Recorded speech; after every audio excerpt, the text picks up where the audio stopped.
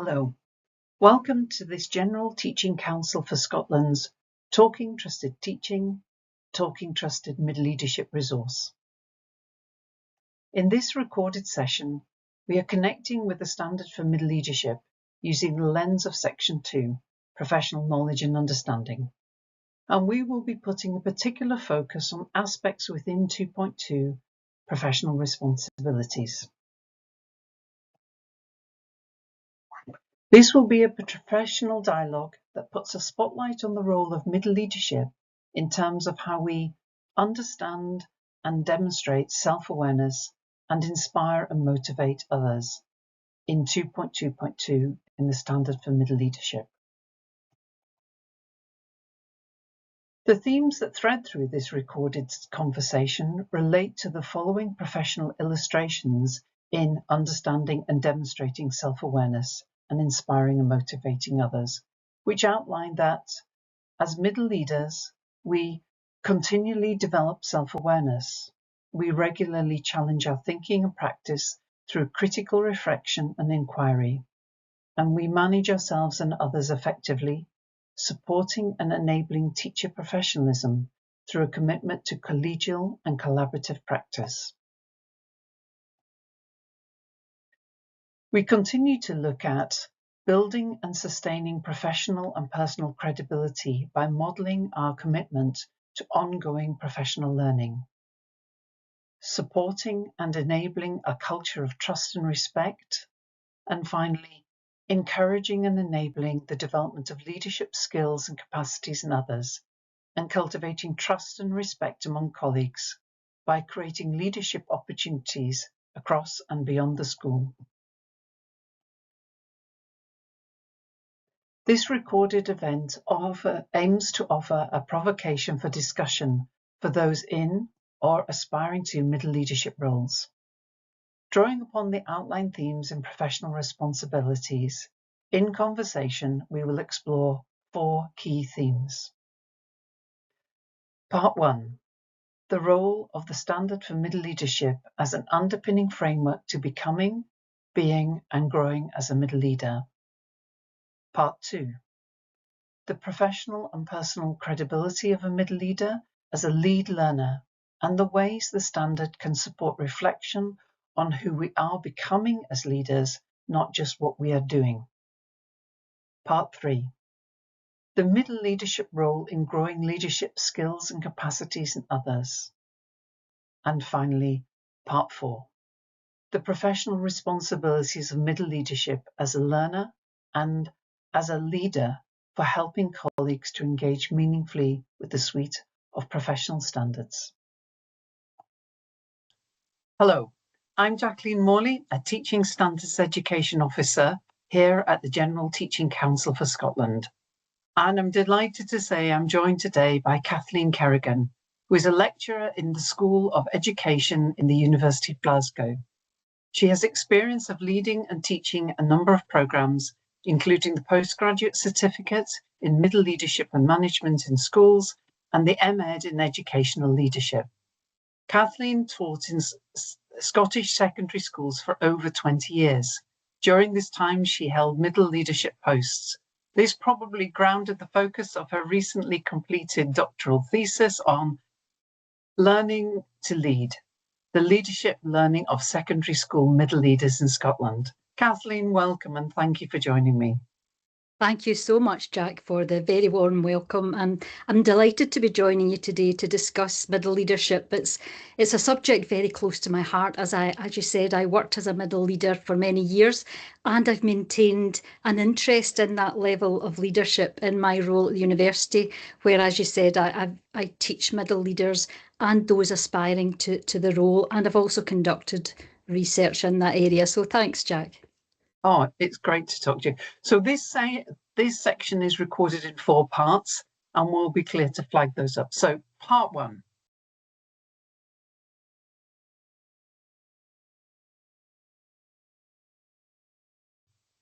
The professional standards provide a framework that supports what it means to become, to be, and to grow as a teacher in Scotland. So, Kathleen, let's look at the first area of our conversation, the role of the Standard for Middle Leadership as an underpinning framework to becoming, being, and growing as a middle leader. How do you see the Standard for Middle Leadership as a framework to guide our professional journey from aspiring to experienced middle leader? Yes, thanks, Jack. I think it might be helpful to begin by thinking about school middle leaders in Scotland and actually what we mean by that. So, the term middle leader is used to describe a wide range of roles, and these roles vary greatly in terms of their day-to-day practice and their levels of responsibility. And within Scotland, we tend to assume that middle leaders are those who have formal leadership posts within that school leadership hierarchy. So they're located somewhere between head teachers and senior leaders and teaching colleagues. And in practice, this also includes middle leaders in primary schools, secondaries, specialist settings. It can involve leading a stage, a department, or a faculty, leading an area of pupil support, or leading a whole school developmental target. So the roles and responsibilities of these people that we call middle leaders are broad in scope. However, I would say what the standard does is that it provides a framework which effectively underpins the work of all of those middle leaders who I've just described there, regardless of their specific role or their level of responsibility, whether they're experienced or whether they're aspiring to the role. By doing that, it provides a really clear articulation of what we expect our school middle leaders across Scotland to aspire to. It contributes to a consistency of understanding across the system about middle leadership as well. And whether you're an aspiring or an experienced middle leader, the Standard for Middle Leadership therefore provides a developmental framework for evaluating your leadership practice, identifying strengths, and identifying areas where you can continue to grow and develop as a leader. I agree. I feel you can really see the complexity of the middle leadership expressed in the standard for middle leadership. From the start in section 1 on being, there's a section specifically for the role of middle leadership. And that perhaps reflects the voices of the middle leaders who contributed to writing this professional standard. It talks about the different areas of responsibility a middle leader will have, in addition to their enhanced pedagogical skills, because many of them are still closely connected to the classroom. And I'm quoting from the standards here.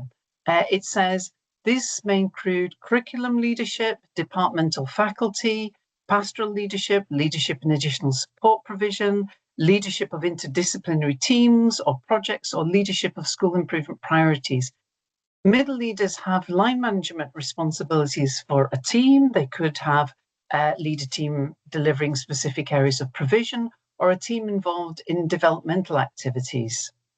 It's very, very diverse, as you said, and the Standard for Middle Leadership helps to achieve consistency of understanding across all levels of the system and offers a shared language for middle leadership no matter where they work. We can talk from Edinburgh to Highlands and we can still have that shared understanding.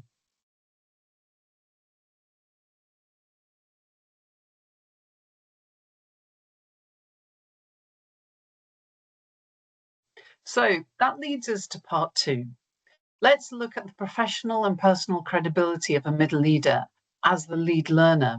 What are your thoughts around this? What does it mean to be recognised as the lead learner within our teams or departments? Yes, thanks, Jack. I would say there are probably 2 key dimensions to being a lead learner, and it's that leadership of high quality learning and teaching, and it's also the leadership of your own professional learning and development. Research tells us that many middle leaders are appointed on the basis of their professional and personal credibility, particularly in relation to that teaching expertise. Being a lead learner involves modelling high standards in all aspects of that middle leader role. And of course, that includes modelling high quality classroom teaching, engaging all learners in learning, and using their knowledge of the context to ensure the best and most appropriate curricular and pedagogical provision for the children and the young people that they work with. But that other important dimension of leading learning as a middle leader is the important work that they undertake to shape the rich learning culture for the pupils and the colleagues. And this role is more nuanced because middle leading is highly relational, and leading from within their teams brings both challenges and rewards. So a middle leader needs to know each colleague within their team and beyond, and they need to be able to carefully nurture those colleagues, their strengths, their areas for development. They need to be able to inspire, challenge, and support them towards ongoing improvement in the teaching and learning practice. But more than that, they also need to establish a reflective and productive culture where the working relationships across their team are such that it's the norm for teachers to share their practice and to learn from the practice of others. Indeed, research tells us that one of the most important aspects of middle leading for colleague well-being and for their professional learning is establishing a productive, collaborative learning environment where individuals feel valued and where they have opportunities to engage formally and informally in collegial professional dialogue, and where those discussions of areas of improvement are fairly routine, and where possible, that might generate some innovative and creative improvements that can be tried individually and collaboratively and evaluated, and then they can decide whether that's going to be embedded into practice or not, as the case may be. So all of that can happen within that productive ethos of improvement. I would say probably to look at that second dimension of being a lead learner, through their own practice, a lead learner will also show that evaluative information is welcome and it's helpful, and they will model how they use that evaluative information to inform their next steps in practice and indeed in their own professional learning. And this leads us nicely to that second dimension again of being that lead learner, because it involves modelling your own commitment to professional learning and development and that aim of enhancing your pedagogical practice on an ongoing basis. And this commitment will probably begin with a reflective stance in which you constantly evaluate your practice to develop a knowledge and understanding of yourself, first and foremost, your strengths, your areas for development. And these identified areas for development might be quite specific in relation to your area of responsibility, but something that's often overlooked and equally important, I would say, they should also relate to your leadership development. So where are you as a leader and how are you developing in that area as well? That's interesting you say that. I really agree. One very useful starting point is the Standards for Middle Leadership Self-Evaluation Coaching Wheel. It can be a really useful tool for reflection, self-evaluation, discussion, both in identifying strengths and potential areas for development and next steps in learning. It probably makes sense if I try to share my screen. Where the standard for middle leadership is, just below it, we have it in the Gaelic version, but also here you'll find the self-evaluation wheel for the standard for middle leadership. And I have this opened here, and you can see that around the side of this are key aspects taken from the standard for middle leadership. And it uses a very straightforward coaching tool of scaling, so 0 to 10. 10 being, highly competent, you've really nailed this, it's an area of expertise. And 0-1 is possibly, it's a very new area in your practice, it's an emerging part, you need to find out more about it. And you can map yourself on here using that scale of 1 to 10. And the great thing is, whether it's a 2 or 5 or 7, it's my 2, my 5, my 7, it's my meaning. Why have I put that there? And there's some guidance here as well, which helps you show how to complete it, but it helps you be able to see areas that are really strong for you, and where you might want to go with those. Can be very useful at the start of, say, a professional learning program, where you can take it as a baseline to say, well, I think I'm here, and then have a look at the end of the professional learning to say, what what areas have moved on, have developed, what's emerging practice that's coming out from that. So you can see here, this section, I think, if you can critically engage with policy research and practice to inform, model, lead and promote a collaborative culture of professional learning. Well, that's exactly what we're exploring here today in terms of that role of middle leadership. So it can be a really useful tool just to provide an area of focus, to work out what my key strengths are.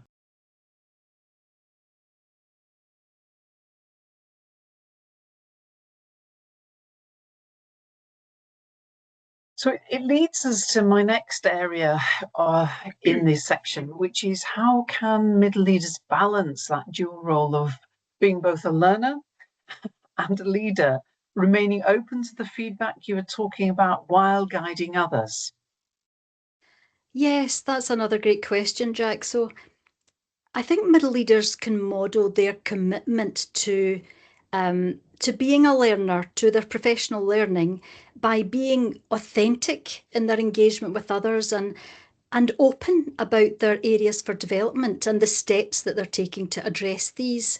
For example, some students on our middle leadership programmes talk of their openness with colleagues when they return to the school, about sharing highlights from their learning or aspects of policy or particular pieces of literature that they've found significant to the context or particularly interesting. And I think that's an example of that openness about their learning and the fact that they are learners.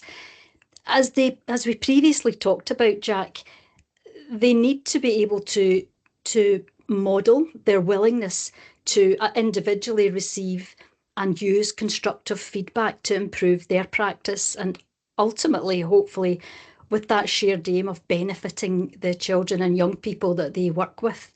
So ideally, they will have they'll have systems in place to formally gather feedback, self-evaluative information relating to themselves and indeed to their area of responsibility.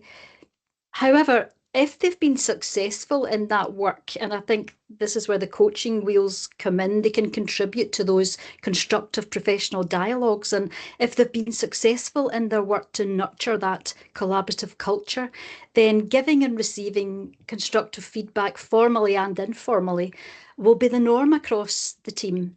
And those discussions may well be viewed as developmental and focused on improving practice rather than anything particularly personal. And I briefly touched on the importance of middle leaders knowing their team members well. And when they do, I think another really important dimension of middle leadership is that they can be key facilitators in the process of sharing areas of strength and expertise across the team. They can identify and nurture particular talents and the expertise of others, and they can provide opportunities for those individuals to share the knowledge and skills and practice that they have with colleagues, or even allow them opportunities within the team to lead in those areas. And I think what's important here is that open recognition that the middle leader can learn from the expertise of their colleagues demonstrates their commitment to learning and to being perceived by colleagues as a learner as well. But it also celebrates the knowledge and skills of others within the team, and it gives them the opportunity to grow in confidence.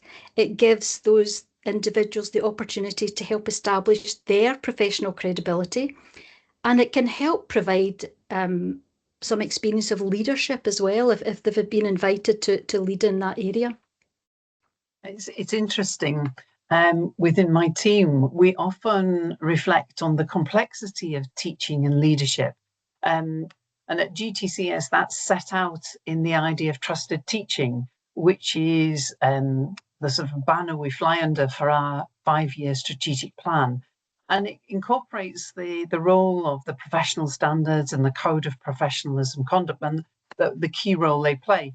we talk about teaching as complex relational intellectual work, that teachers and leaders work in relationships of authority and trust, which really plays out well in the role of middle leadership. Yeah.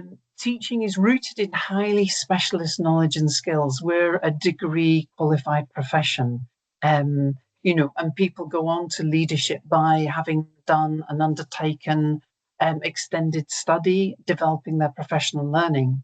And that idea that standards, ethics, and values are core to what it means to be a teacher. And of course, then setting that culture as a middle leadership for the teachers who are in their teams, their groups, they work alongside. The standards set out the professional values and professional conduct, along with the knowledge and understanding and the impact of this on our skills and ability. And this really speaks to me of, say, my professional identity.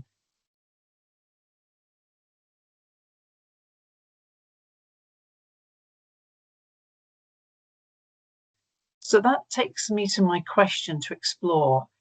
In what ways does the standard for middle leadership help us reflect on who we are becoming as leaders, not just what we're doing? It's the being and the doing aspect. So how we're becoming as leaders, not just the actions. Yes, that's an interesting question, Jack. Thank you. I would say from my middle leadership experience and from my research in this area that I know that when you ask a middle leader about their professional learning, they understandably focus on activities directly relating to their areas of responsibility, such as updates to subject information, to pedagogical approaches, or indeed a new policy. But as you mentioned, Jack, the standards contained within that standard for middle leadership are broad and varied, and they can help individuals to look beyond those immediate priorities to consider the multiple other dimensions of what it means to lead at middle leader level in schools. And they can draw from these when reflecting upon their practice and to plan their next steps in development as a middle leader.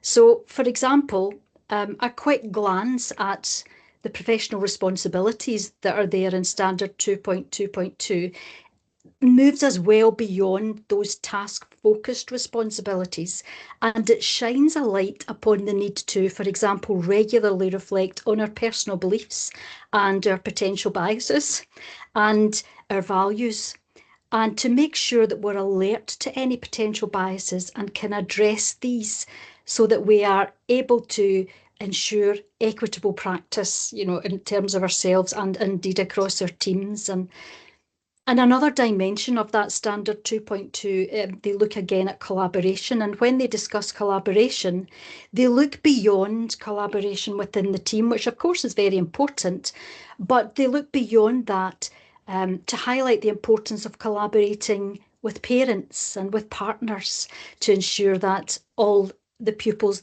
and the young people and the children that we work with are well supported.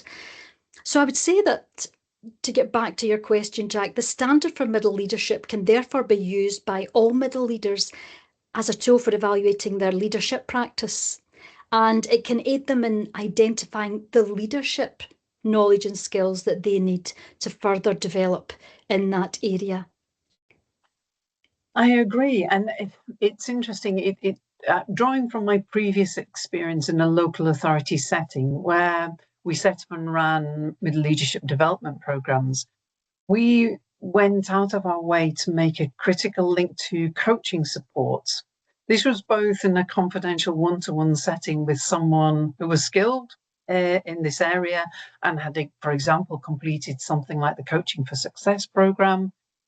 But that offered a confidential space that somebody could sit down and talk with another colleague to be supported to bring out their best thinking. We also created spaces as part of the programs for them to think through complex problems collaboratively with colleagues through regular action learning sets, which are founded on a coaching approach. These supported professional learning conversations offered the opportunity for both challenge and support for the participants to think differently, to adopt solution-focused approaches. In that the person holding the conundrum, the problem, the area for exploration was supported to identify actions going forward that would work well for them. I don't know, Einstein or somebody said, the person who holds the problem is often the person who holds the solution.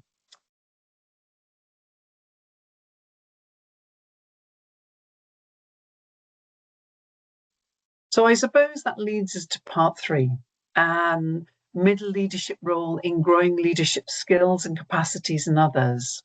So the standard for middle leadership says, as a middle leadership, you encourage and enable the development of leadership skills and capacities in others, and cultivate trust and respect among colleagues by creating leadership opportunities across and beyond the school. Kathleen, what do you understand by this? Yes, I suppose I'm tempted to think back to some of what we previously explored and the role of middle leaders in establishing that trusting, respectful learning culture where individuals can share and observe good practice and they can give and receive constructive developmental feedback and collaborate to improve practice. And I would say that a culture such as this also lends itself well to developing leadership skills and capacities.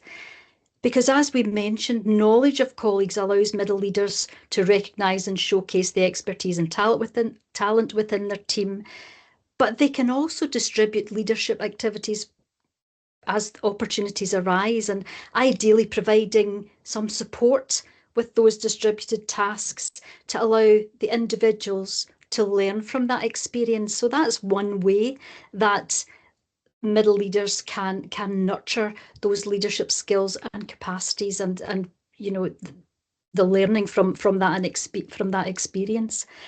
How does it relate to your learning and your research? Yes, I was actually just thinking about that, Jack, because my research into middle leadership development in Scotland suggests that experienced middle leaders can be central to developing the leadership capacities of colleagues. For example, for individuals who are aspiring to the role, they're a vital source of advice and support.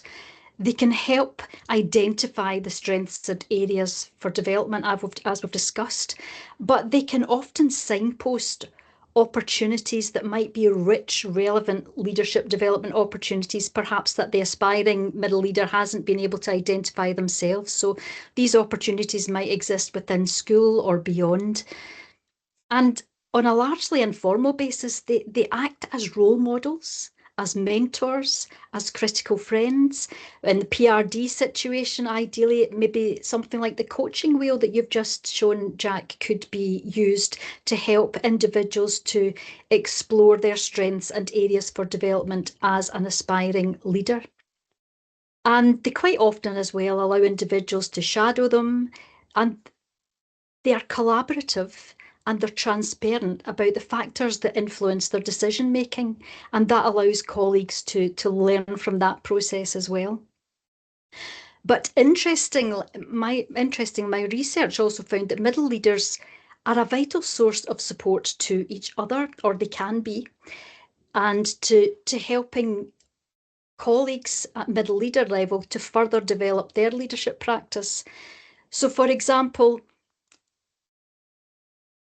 one of the possibly the more challenging aspects of my study was that when those aspiring middle leaders that I just spoke about there, who had role models, mentors, critical friends, when they actually were fortunate enough to gain a substantive middle leader post, a lot of that support stopped, particularly if they had moved to a new school where they first needed to develop their networks, their knowledge of the context, and they were also still very much learning in that leadership role.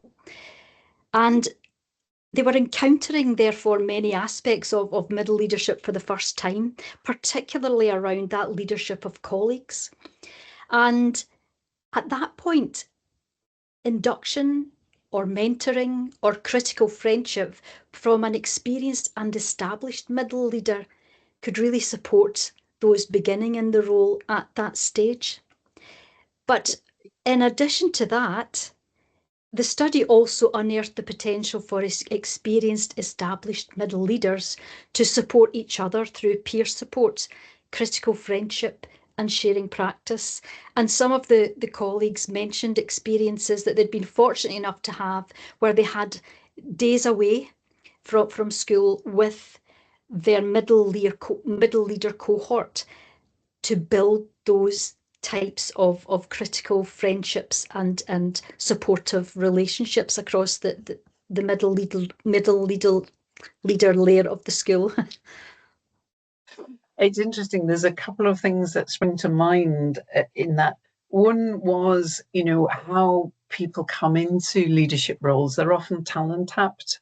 I asked a group of leaders, what made them become leaders, and it was often that somebody in their career, their working life, had actually tapped them on the shoulder and said, "Hey, you should try for that. You should go for that. You'd be really good at that." Yeah. When they were, oh no, I haven't got the skills, knowledge, or but somebody else had really encouraged them to go forward. And I suppose piece you were talking about, turning up authentically as a lead learner, expressing areas you want to and need to learn more about, helps set a really honest approach to learning. Not being afraid in a leadership role to say, I don't know, but I'll find out.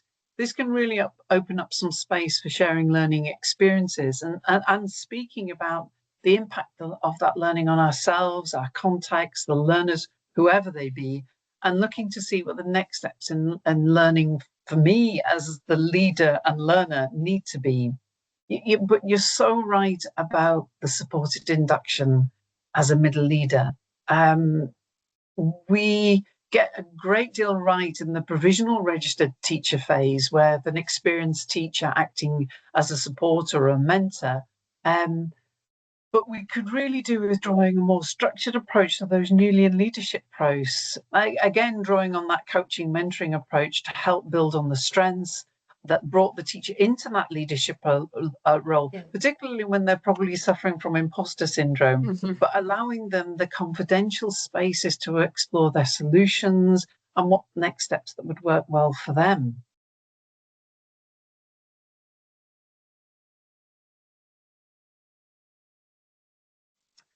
So finally, let's explore the fourth and final part. And this looks at what are the professional responsibilities for middle leaders as a learner and a leader for helping colleagues to engage meaningfully with the professional standards. I suppose it's about embedding the professional standards, but yeah, what is their role in helping them engage meaningfully with the professional standards? Yes, I think, as we all know, it's really important to the profession and for the children and young people with whom we work that every one of us involved in teacher preparation helps to ensure that those entering the profession have a strong grasp of the expected standards of teacher professionalism and understand that requirement to engage with the standards throughout their career to inform their professional learning and development. And similarly, I would say the Standard for Middle Leadership plays a strategic role in achieving that shared understanding of what we expect of school middle leaders across the system. So as such, the Standard for Middle Leadership can serve as a development tool for those aspiring to middle leadership, and it can be a tool for all middle leaders in evaluating their leadership practice and identifying their areas for development. And I would say that why that's important is because middle leaders play a vital role in keeping the professional standards alive by modelling them on a daily basis. For example, in practice, they could be role models of professionalism for those beginning in the profession, for those aspiring to leadership roles, and indeed to colleagues across the school. They also set the professional tone of their team and contribute to that professional ethos of the whole school community. And if needed, they can draw from professional standards and other relevant literature or policy to inform and justify the decisions that they make. Yes, it's that meaningful engagement with the professional standards as a scaffold for us as learners, and that modelling aspect you talk about, middle leadership role, talking about the content of the standards. And I suppose that highlights the critical role, and we touched on this briefly, of the professional review and development, or PRD. Both the formal aspects of the yearly meeting, but also as part of the ongoing process of professional dialogue. Now, I know you know this, Kathleen, but it seems not that long ago, but Professional Update was introduced in 2014. And in essence, Professional Update, or PU, is the way we maintain our registration as teachers and leaders. It refers to the process teachers must undertake to confirm they continue to reflect against the standards and develop their knowledge and understanding and the skills underpinned by that PRD process, the opportunity to stop, to reflect on ourselves as the learner and the differences our learning is making. And middle leaders have a key role here, don't you think, Kathleen? Yes, definitely, Jack. I would say that, as you've mentioned, that PU has a regulatory function, and it builds on that expectation that teachers and school leaders at all levels will engage annually in the PRD process, which begins with that self-reflection using a relevant professional standard and is followed by that professional dialogue in the PRD discussion, which explores those strengths and areas for development. And again, the tools that you showed us earlier would be fantastic vehicles for helping inform that self-reflection and the dialogue in the PRD discussion. But more importantly, Jack, research highlights the importance to teachers and leaders of all levels of taking ownership of their professional learning. In fact, one model of leadership learning suggests that in order to learn from a leadership experience, individuals need to evaluate their learning needs to begin with. They then need to undertake that experience to address those learning needs and ideally receive some support with that experience, for example, through coaching, as you discussed, to help them make sense of their learning from the experience. And with its link to professional update, PRD, of course, plays that strategic function, but middle leaders and school leaders, I think, play an important role in promoting an understanding of the developmental value of professional reflection and of that professional dialogue that takes place in that PRD interview, because those opportunities offer individuals the chance to evaluate the learning needs as is recommended in the model that I've just mentioned there, and they possibly provide a vehicle by which that support could be offered to help them make sense of the experiential learning that they've undertaken. And as you know, Jack, there's been a national focus on the development of coaching across the system, and you've been at the centre of that for many years.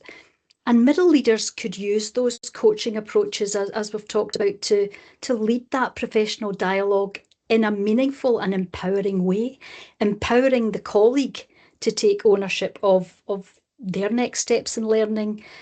So I suppose, in answer to your question, in this way, middle leaders can ensure that the valuable time spent with that colleagues in PRD is not only fulfilling a regulatory requirement, it's also fulfilling a vital developmental requirement as well, or for meeting a vital developmental need might be a better way of putting that.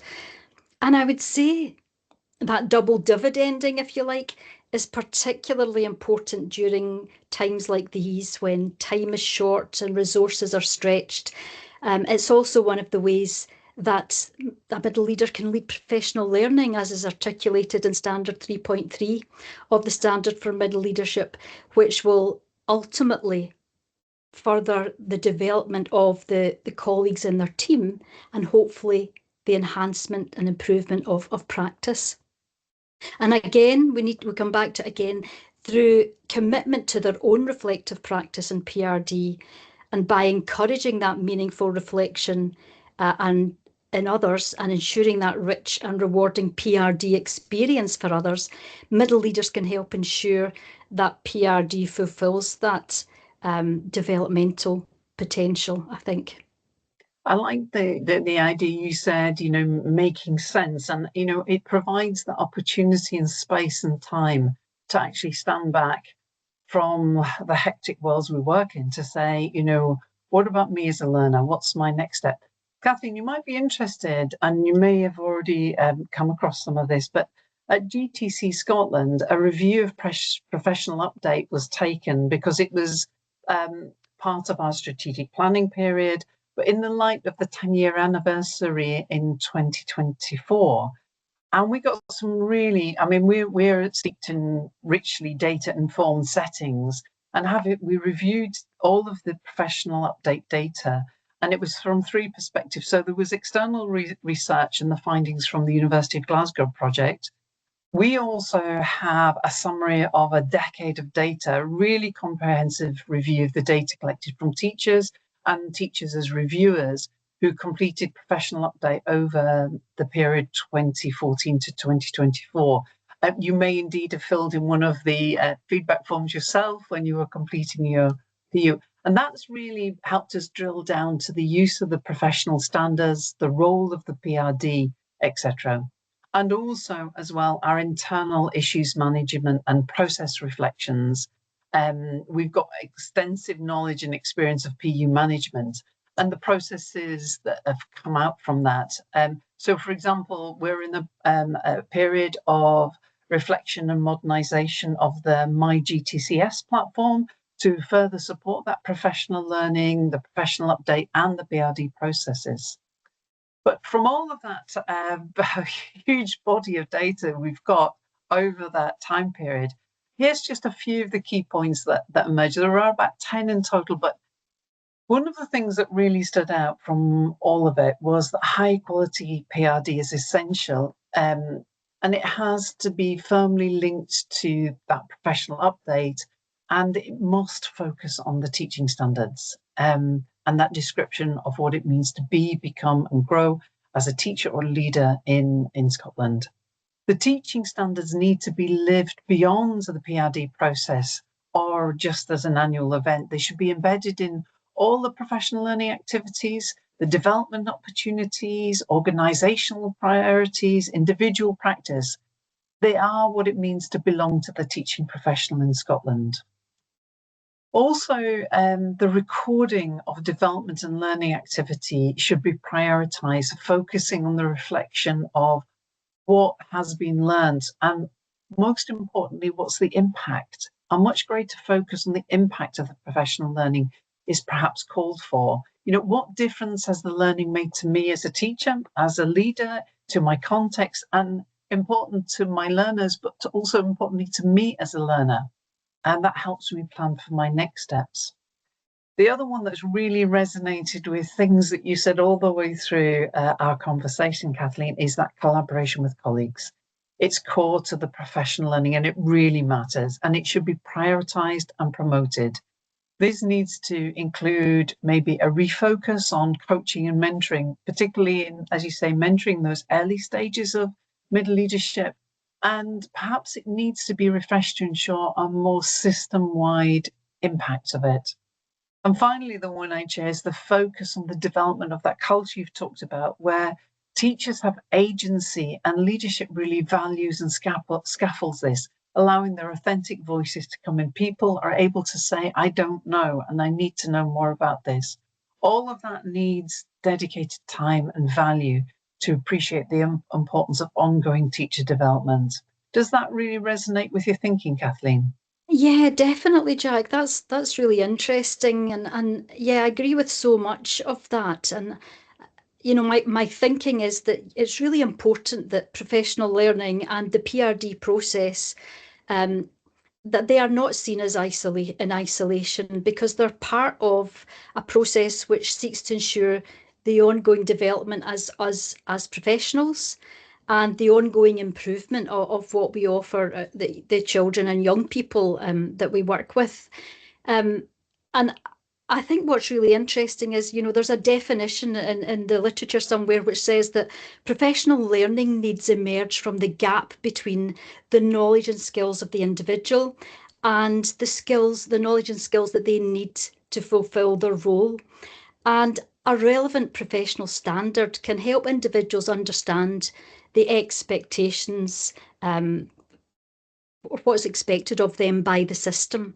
And as I mentioned previously, that coaching, professional dialogue can support the individual in reflecting on that, as we've discussed. And the non-directive approach to coaching can facilitate that empowerment and individual ownership of the professional learning needs that they've identified. And I would say in terms of middle leadership, I think it reinforces the need for coaching skills as a vital skill for middle leaders in PRD and in establishing those collegiate cultures that you mentioned there, Jack. And indeed for the colleagues and indeed for the young people that they work with. So, as we said, I think one of the challenges facing the profession at the moment is finding the time to engage in that meaningful PRD interview.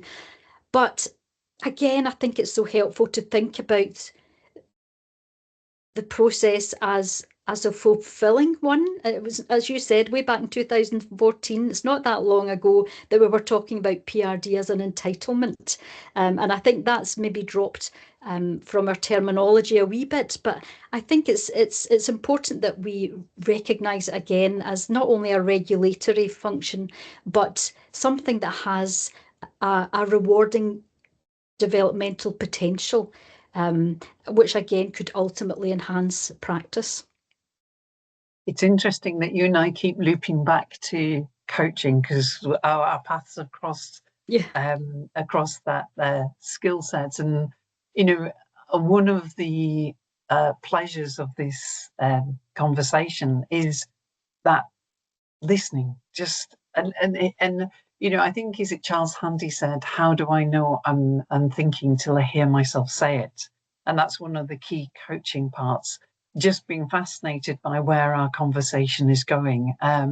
It's been a real lovely opportunity to talk to you. And there is certainly a key role for the middle leaders here in both that coaching approach you've talked about, Definitely. but it's set out in the professional skills and abilities 3.3. You said it earlier, Kathleen, professional learning, but I think that might have to be a conversation for a future date, Kathleen, but it's been a delight speaking to you. Thank you.